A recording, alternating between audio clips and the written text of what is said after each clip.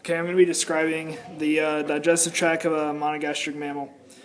When the animal takes in the feed and starts to chew it, that's the first stage of digestion.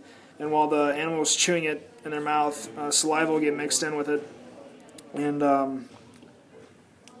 they'll swallow. After they swallow, it'll enter the esophagus, which is the tube from the mouth to the stomach. And at the end of the esophagus right here, there's a valve called the cardiac valve. And that'll keep the food that's already in the stomach from re-entering the esophagus. Once the food's in the stomach, that's where most of the digestion takes place by a secretion called pepsin, which is an enzyme that digests protein. After all the solids in here are broken down, it'll be passed into the small intestine. Once it's in the small intestine, your small intestine will absorb most of your protein that wasn't absorbed in the stomach.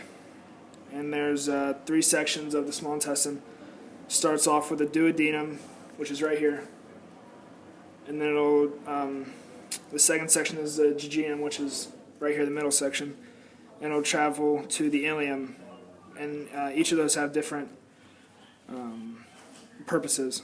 The duodenum is primarily for the rest of the digestion that didn't happen in the stomach. It'll finish in the duodenum, and then the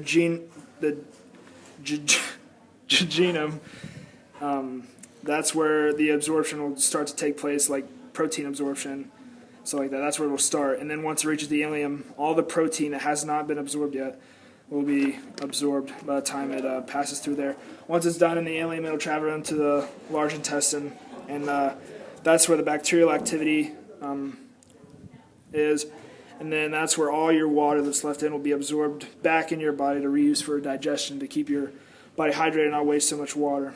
And then it'll be passed through the rectum and anus and waste or fecal material.